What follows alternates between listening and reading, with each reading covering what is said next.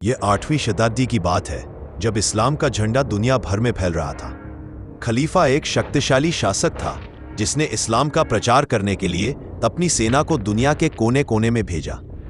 उसी के आदेश पर अल जुनाइद नाम का एक क्रूर कमांडर अपनी हजारों की सेना लेकर भारत की ओर बढ़ चला। उसका मकसद सिर्फ भारत को जीतना नहीं, बल्कि यहाँ के लोगों को इस्लाम में लाना भी था।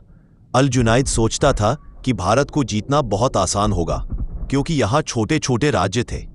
लेकिन उसे नहीं पता था कि उसकी राह में भारत के 4 शेर खड़े थे, जो किसी भी कीमत पर अपनी मातृभूमि को झुकने नहीं देंगे।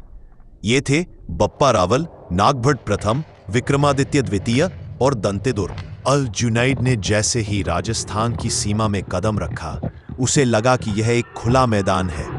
लेकिन तभी चारों दिशाओं से धूल का बवंडर उठा और चीतों की रफ्तार से बप्पा रावल के घुड़सवार उन पर टूट पड़े। यह एक सीधा हमला नहीं, बल्कि एक शिकारी की चाल थी। बप्पा रावल के घोड़े हवा से बात करते थे और उनके सैनिक हमला करके तुरंत गायब हो जाते थे। अरबों को समझ ही नहीं आ रहा था कि हमला कहां से हो रहा है।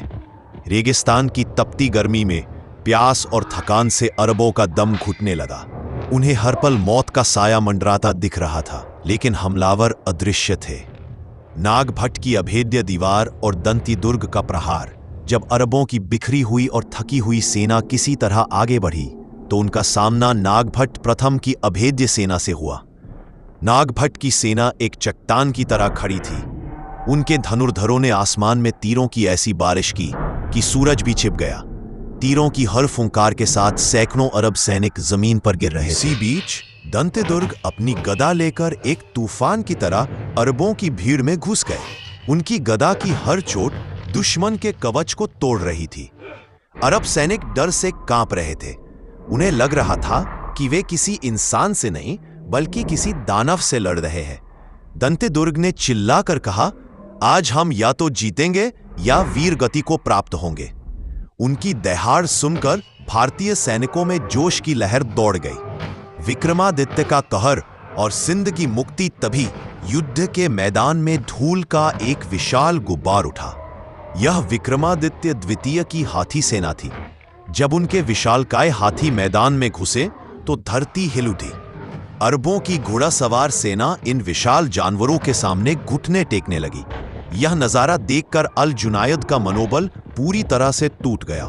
उसके सैनिक जान बचाने के लिए भागने लगे। भारतीय योद्धाओं का गुस्सा शांत नहीं हुआ। उन्होंने न केवल अरबों को हराया, बल्कि उन्हें इतना पीछे धकेला कि वे सिंध तक पहुंच गए। यहां बप्पा रावल और उनके सहयोगियों ने मिलकर वह क्षेत्र भी अरबों से छीन लिया जिसे वे जीत चुके थे। भविष्य की सुरक्षा।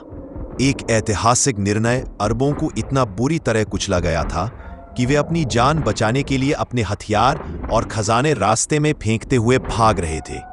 भारतीय योद्धाओं ने उनका पीछा गजनी तक किया।